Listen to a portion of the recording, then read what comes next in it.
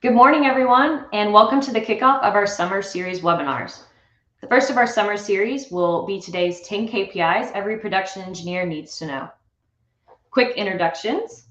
My name is Kesley Price, and I am the Senior Product Marketing Manager at Datagration. Joining me today is Mike Whitney, who is Datagration's Product Champion. We're both hosting live from Houston, Texas. First, this morning, I'm going to give a quick overview of what we'll be covering today, including the production optimization application and the 10 KPIs. Then I'll turn it over to Mike for the live in-depth demo of PetroVisor. We'll then answer a few questions at the end of the demo, and we have a few of our Datagration subject matter experts answering your questions via the YouTube chat window. So please submit those on the right side of your YouTube video screen throughout the presentation. Let's dive right in. This visual shows you the architecture of PetroVisor's unified data model. Built on top of the UDM, which we covered in previous live streams, are the data applications. Today we'll be covering elements of the production optimization and artificial lift optimization applications. These applications enable users to combine complex data analytics, physics-based modeling, and sophisticated economic modeling processes into a single unified view. The dashboards and visualizations you will see today provide daily information needed for building optimal drilling schedules, the data needed to prolong asset life while ensuring continual insights into improvements and field operations for focused decision-making with each, the executive, engineer, and field operator in mind. Here we have the 10 KPIs every production engineer needs to know. Mike will go into more detail later on as he shows you each KPI in the PetroVisor dashboards, but I'll just give you a brief overview of each. Number 1, current well status. This dashboard covers a lot of extremely helpful information, but as it relates to well status, you can identify not only the status and type of all your wells at a glance, but you can also know how many wells are down or inactive on a real-time basis. 2, cash flow by well performance.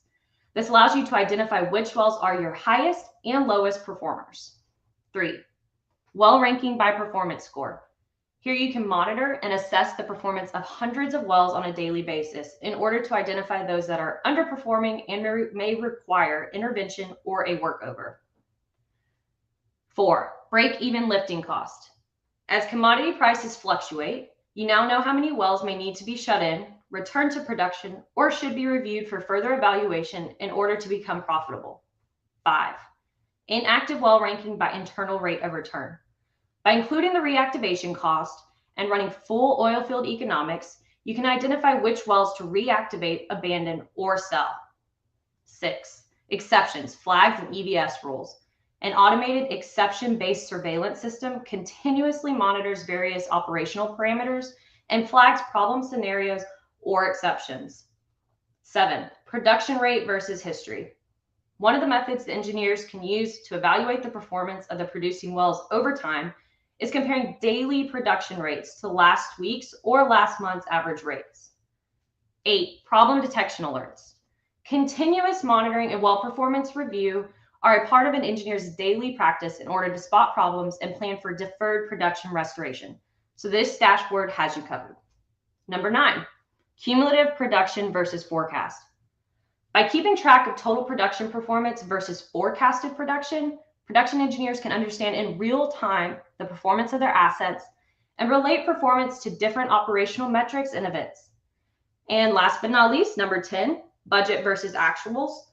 Understanding the breakdown of your expenditures allows you to optimize budget allocation and deploy capital most favorably. Now, Mike will show you how PetroVisor removes the typical manual processes from the engineer's daily task to allow them the time they need to focus on the results that matter most and evaluate a list of wells with the highest priority needs first. Mike, I'm turning it over to you.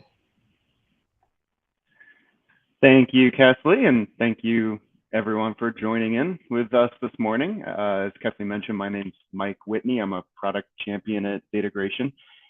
I'm excited to show you a few pieces of the PetroVisor platform today, specifically relating to the types of data and visualizations production engineers can have at their fingertips in today's world. If you missed it, my colleagues ran an overview of the unique way that we actually connect the disparate data sets across the business and run automated economic and engineering workflows on that data through our unified data model.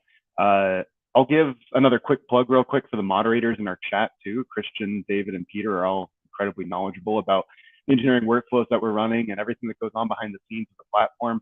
So don't hesitate to grill them in the chat. They'd be happy to answer any and all questions that you guys have. So we'll dive right into some of the KPIs that Kesley listed. First, starting with viewing well statuses within your portfolio. So kind of focusing on this top right chart, top left chart within this dashboard here. We can utilize a customized view of the current status of all wells in your portfolio at a moment's notice. This is an example of the type of breakout that we've used with some of our current clients, showing statuses across different well types, whether they're injecting or producing or SWDs, as well as by maybe a play or a region, asset or business unit makes sense as well. This really enables a unified view of the entire portfolio and automates a lot of the KPIs that we'll be touching on next, helping you consistently identify the highest value opportunities and understanding which wells are going into some of the subsequent calculations and KPIs that we'll get through down the line. With this chart just being updated at a moment's notice automatically based on what's happening within your portfolio in a given region in a given well set. I'll point us up to this top right chart next, looking at cash flows of wells. So the second KPI, understanding a relative cash flow of an individual well anywhere within your portfolio. And economics as it relates to engineering decisions is one of the key elements that underpins a lot of what we calculate and display within PetroVisor. Relatively simple view is just simply answering the question, what are my most and least profitable wells at any given time? That simple question requires inputs from across the business, so production systems and accounting systems in particular, and constant recalculation of those cash flows that we can automate within the platform.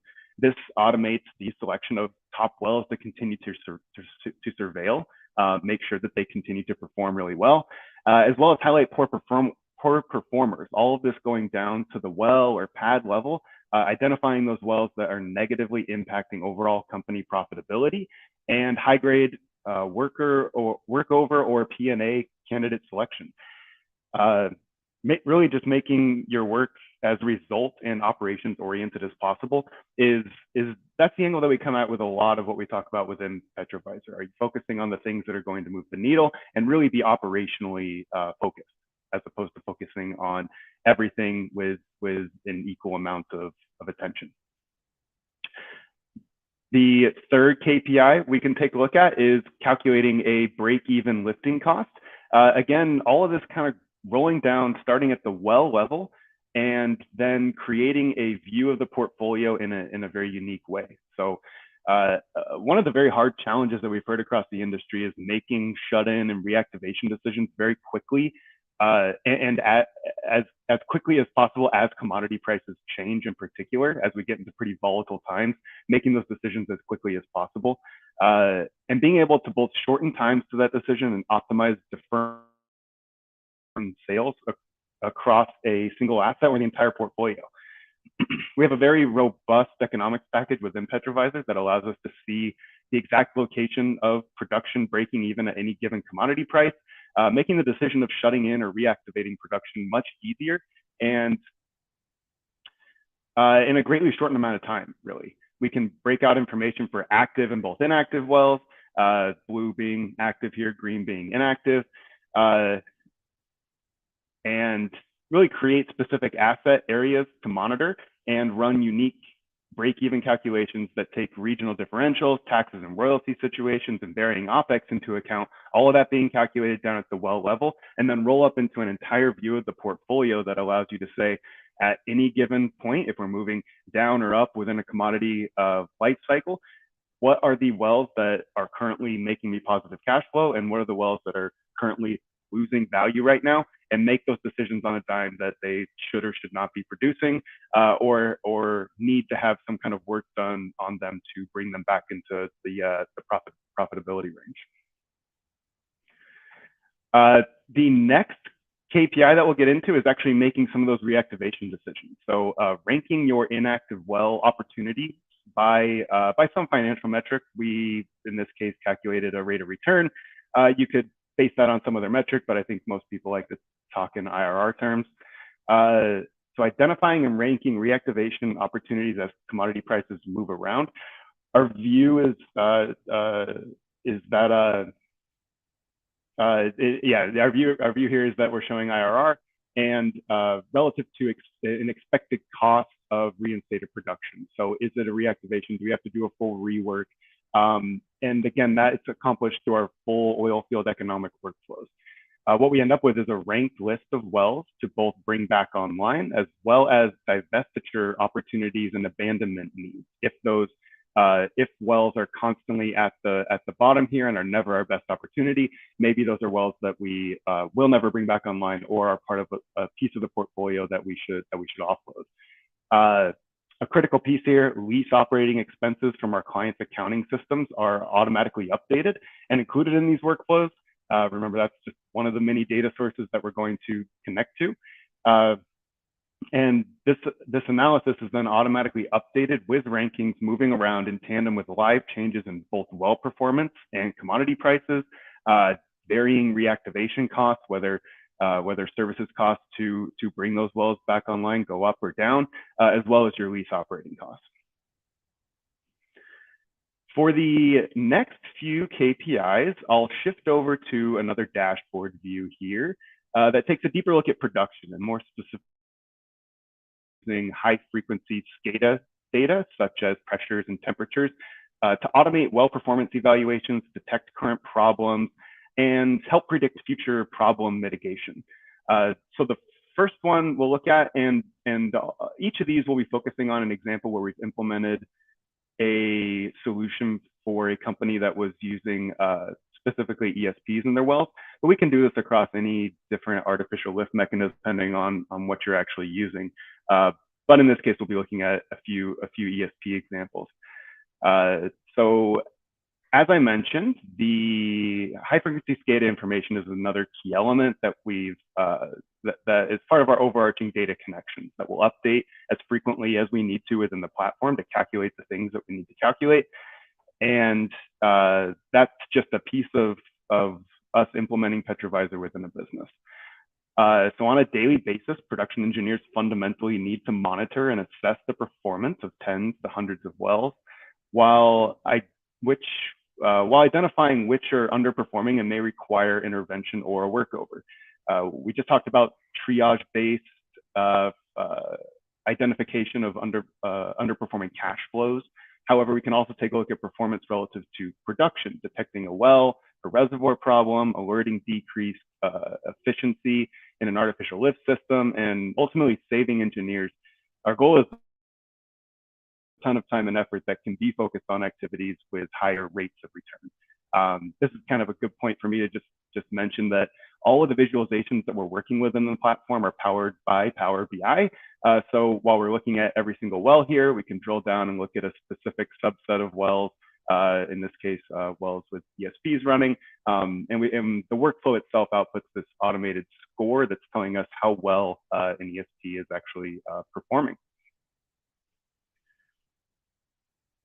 Our next KPI that we'll look at is more of a rule-based exception and flagging system. So production engineers are constantly checking to see if any wells or equipment have deviated from their typical behavior, if any parameters have surpassed or fallen below some of the thresholds that determine normal working parts and equipment.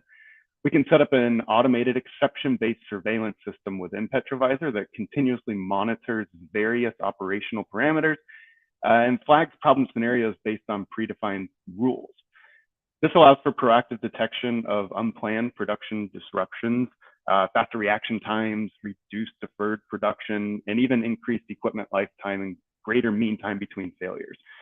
So again, within the platform itself, we can select individual wells, individual pumps, and look at any given point in time, various operating pressures and temperatures and motor parameters that are exhibiting normal behavior at certain points in time, and then abnormal behavior at different points in time, and see exactly what the rule system flagged as the problem. Is it a current under load, decreased pump discharge pressure, current decreased pump frequency, what have you. And that all comes from us connecting to all those high frequency SCADA systems and then setting up our workflow to automatically detect those problems as they occur. Our next KPI that we'll take a look at is really just identifying differences in production on more of a time basis, as well as against some kind of prediction that we've made. So comparison of production rates versus history. Really, it's another useful method for performance validation and evaluation as just a simple comparison of daily production rates over some recent time frame. Maybe it's last week or last month or over the last 3 months. Have we seen some broad deviation that is easy to flag and highlights that there is some form of problem? We'll also frequently train machine learning models or run physics-based calculations to predict what a production rate should be at any point in time relative to readings like pressure and temperature. If production starts to drop at a greater rate or the predicted production deviates from actual, it's a clear indicator that there's a problem that has to be addressed by an engineer.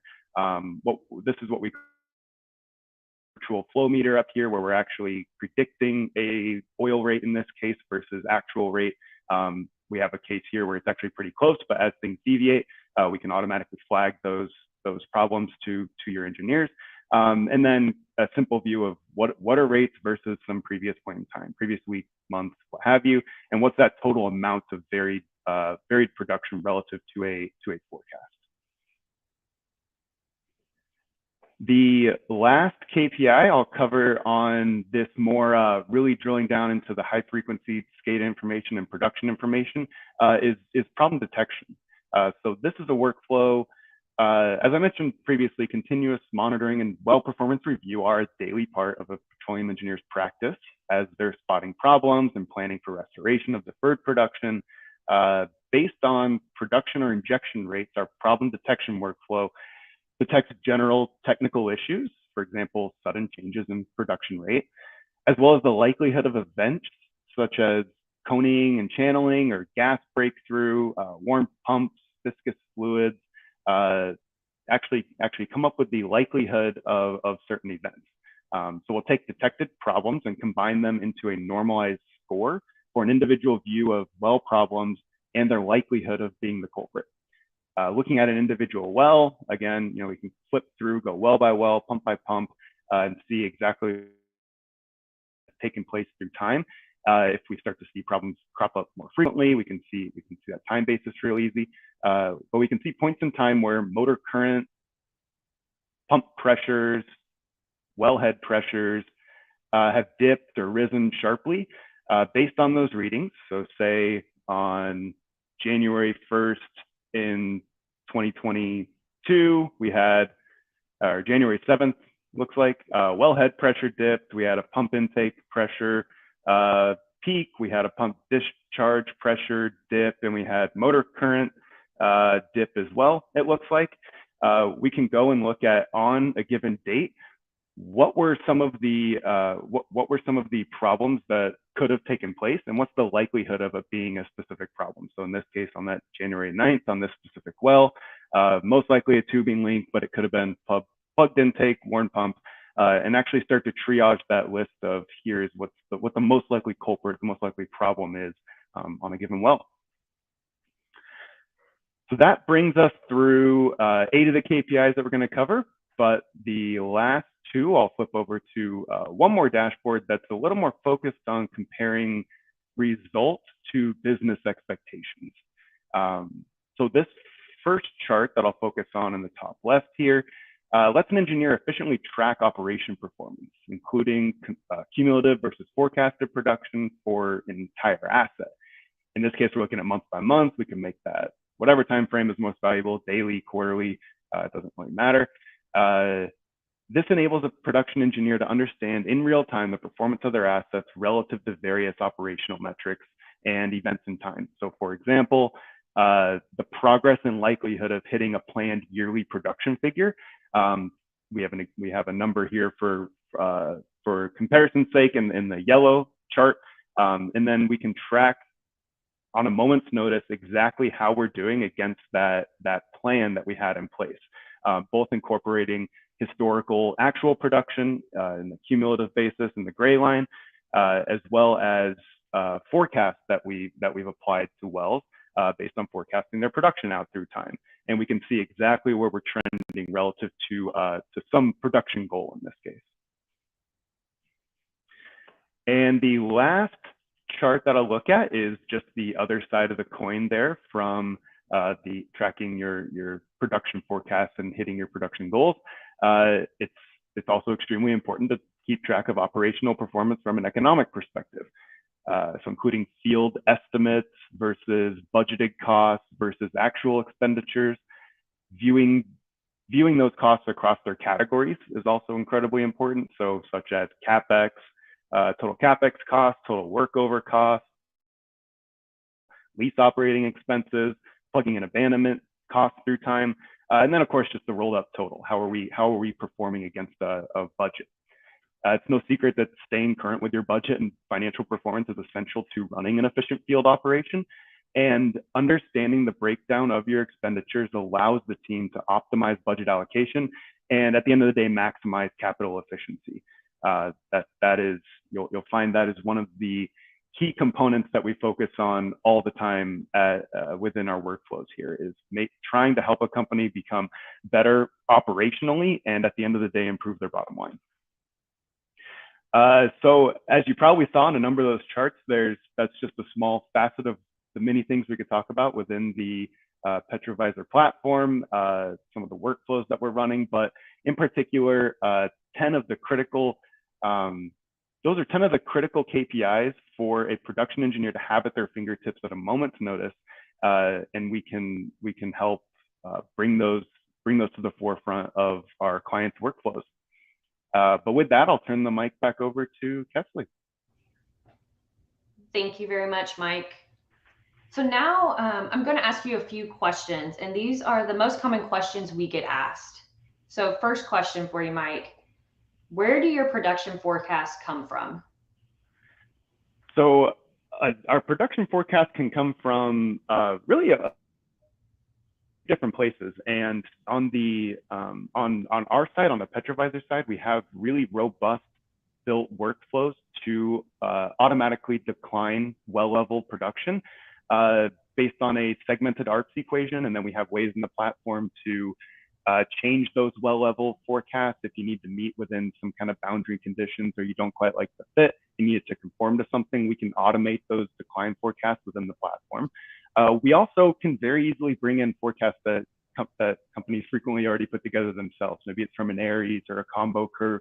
You already have these well level declines, some kind of monthly volume or an ARPS equation associated with it. We frequently bring in those Aries forecasts and then maybe compare them against our own second opinion on those forecasts into the platform.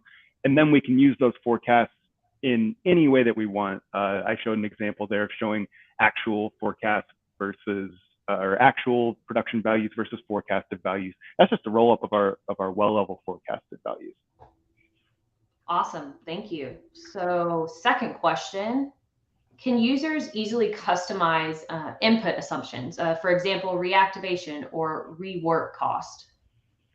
Yeah, absolutely. So the numbers that I showed kind of earlier on that were ranking inactive well opportunities based on a rate of return, we actually had a calculation in there to come up with that reactivation or workover cost was going to be.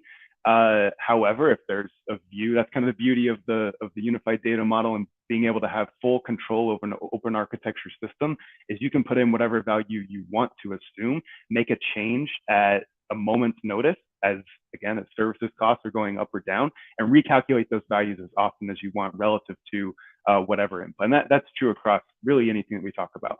Our inputs are fully customizable. Great. And the last question I have for you, will I be alerted of automated updates? Yeah, I think this is a good one. It does come up really frequently because we show these really cool systems at the end of the day.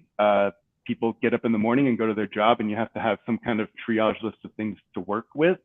You also have to have the calculations and the workflows done before you actually start your day, to have the things in front of you that you need to move on with, or else you're going to kind of ignore some of these really cool workflows and data views that you've set up. So a couple of the unique things that we do is, first of all, automate workflows. We can run all of the things that we've talked about on whatever basis is useful to the person that's going to be using the data, the end user.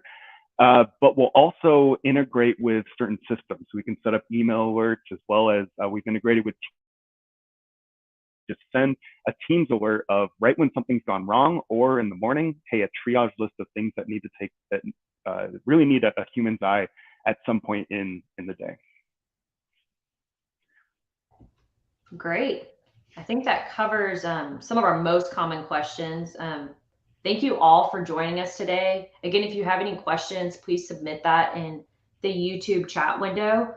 If there's anything we weren't able to address today, or if you have additional questions, please feel free to reach out to Mike or myself. This recording will be available via our YouTube channel and website.